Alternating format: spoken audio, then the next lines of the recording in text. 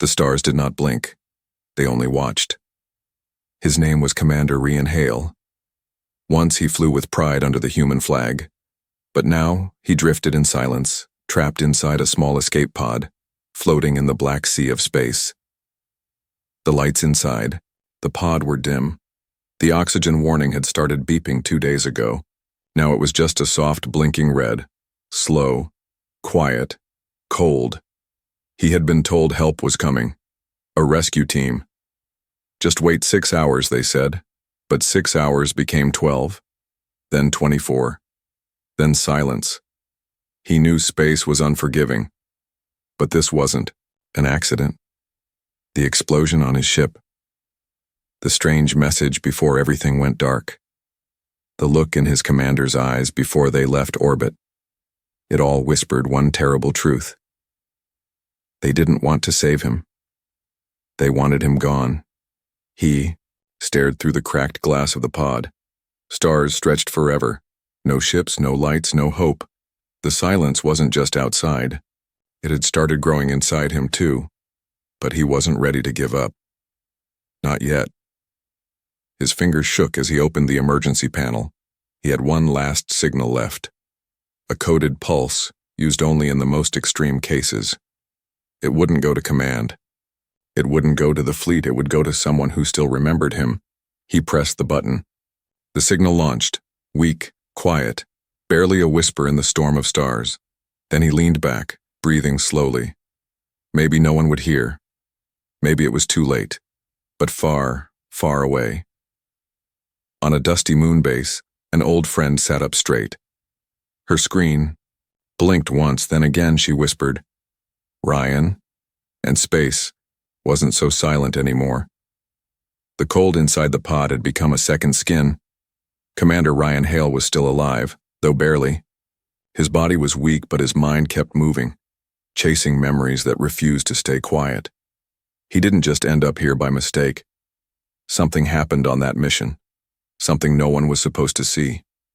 His last clear memory was the strange object floating near the edge of a dying star. It was massive, black, smooth, and silent, no markings, no energy, just there. His crew scanned it. The data didn't make sense. It wasn't made of anything known. And when they tried to contact Earth, something strange happened. The signal never went through. That night, the whispers started. Not voices, not language, just feelings. Pressure, in the air, a sense of being watched even in space. Then the explosion, the sudden order to evacuate.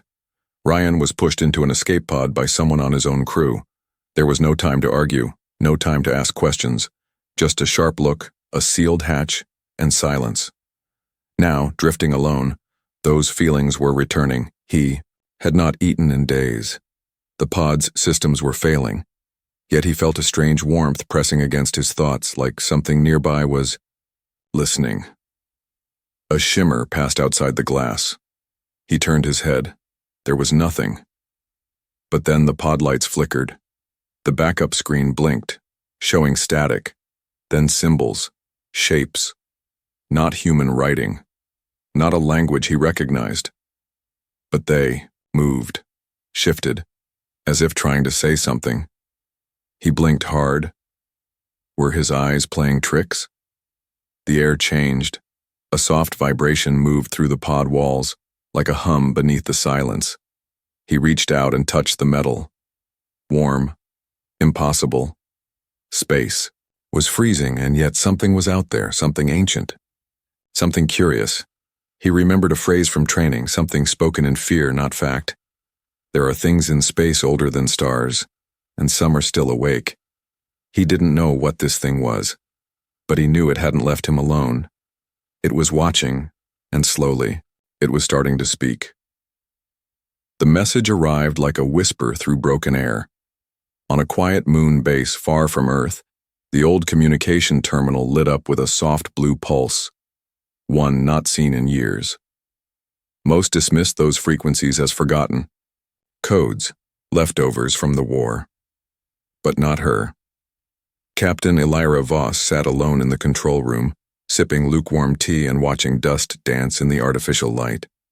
She wasn't supposed to be there, not anymore. She had retired, left the battles behind, but she couldn't sleep that night. Something had pulled her in, an old instinct, a gut feeling. The moment the code blinked, she froze. Her hands hovered over the console. Her breath caught. She recognized the signature. It was his, Ryan Hale. Everyone thought he was dead. The fleet said his ship was lost near the red zone. They held a ceremony, said words, folded a flag. But deep down, Elira never believed it. Not because of emotion, but because she knew Ryan. And Ryan never went down without a trace. She tapped the console and decrypted the message. It was broken, faint. But one line repeated, again and again. Don't trust command. Not an accident. Her heart pounded. She remembered their last mission together, how tense things were, how command had changed. There were whispers of something they found out there, something Earth wasn't ready for. And then suddenly, Ryan was gone. Elira stood up, the chair sliding back quietly. This couldn't be ignored. Not by her. She moved fast, pulling out an old tablet. She hadn't spoken to her old crew in years. They had scattered, retired, or been sent to quiet corners of the system. But they were still alive. And like her, they had reasons to listen. She sent out a signal, encrypted, old style, the kind that didn't go through official channels. It said only 5 words. He's alive. We move now. One by one, replies came in. Simple words. No questions. Just loyalty. A pilot in the rings of Saturn, a medic farming on Mars, a quiet engineer hiding in the shadows of Earth's forgotten satellites. They remembered Ryan, and more importantly, they remembered the kind of man who could never just vanish. The team began gathering quietly away from command eyes. No official mission, no orders, just a promise made long ago in fire and battle. If one of us falls behind, the rest go back. They didn't know what they were walking into, only that something strange had happened, and Ryan was in the middle of it. And if he had reached out, then it wasn't just about saving him. It was about stopping something much bigger than all of them. Not all eyes in the galaxy were human. While Elira's team moved in silence, far beyond Earth's reach, something ancient stirred in the shadows of space. The signal Ryan had sent, it hadn't just reached his friends. It had touched something else. In a quiet sector between dead stars, a ship the size of a small moon shifted. It had no engines, no lights, no crew. It simply existed, hidden in folds of space where no sensor dared to look. For centuries it had waited, unmoving, like a thought frozen in time. But now, it moved. Across the stars, deep listening posts picked up strange readings, faint distortions, gravity ripples, echoes of movement without mass. On distant alien worlds, old machines lit up after lifetimes of silence. And across dusty archives, in forgotten corners of the galaxy, one word appeared again and again, awakened. No one knew what it meant, but some remembered the stories. Long ago, before Earth built its first ship, before any council was formed, there were watchers, not alive, not dead, sleeping, waiting for a pattern in the noise of the universe. And now, a human voice had become that pattern. On Earth, officials argued in secret rooms. Ryan's signal had been detected, barely. Command tried to bury it, hide it, call it an error. But one thing couldn't be ignored. Elira's ship had left, orbit without clearance. Her old crew had vanished off-grid, and the last coordinates matched the place Ryan's ship was lost. Something was happening they couldn't control. Meanwhile, Elira's ship, the Arclight, slipped through the dark on silent engines. Inside, her team prepared in near darkness. They didn't speak much. Each carried their own memories of Ryan and of the war that changed everything. In the med bay, Dr. Liren studied the old scans Ryan had once sent. Strange shapes near the edge of a dead star. Symbols repeating in unnatural patterns. The same symbols were now appearing in ancient alien records, as if they had been waiting for humans to discover them. Whatever he found, Liren whispered, it wasn't meant to be seen. Outside the ship, the stars began to dim, not because of distance or shadow, but as if something was drawing the light inward. Back in the escape pod, Ryan could feel it too. The humming had grown louder. The shapes on his screen now formed a rhythm, not language, not sound, but a connection, like a mind stretching across time to reach him. He wasn't afraid anymore. He should have been, but something about it felt familiar. The pod jolted slightly. Systems flickered. And then, without movement, a shape appeared outside the glass. Huge, dark, motionless. It didn't attack. It didn't speak. It simply hovered. Watching, Rian whispered. I see you. And the lights inside his pod turned golden. Across the galaxy, others felt it too. A change. A shift. The silence of space was ending. Something had heard the human voice. And now, it was listening. The stars looked different now. The arc light dropped out of slip space near the dead zone where Ryan's last signal came from. It was quiet here. Too quiet. No debris. No lost ship fragments. Just cold emptiness and light that felt tired. Elira stood on the bridge staring at the main screen. No beacons, no flares, nothing but a vast wall of stillness. Yet her heart beat faster. He's here, she said. How can you be sure? The pilot asked. I don't know. I just feel it. They moved forward, slow and careful. Suddenly the sensors picked something up. Small, drifting, barely alive. An escape pod. Everyone on the ship rushed to the viewing bay as the pod was brought aboard. Its surface was scratched and strange, almost like it had been touched by something that wasn't metal or time, more like thought.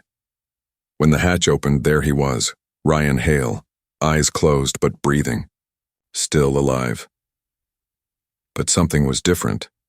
His skin was warm, too warm for someone who had been in space that long.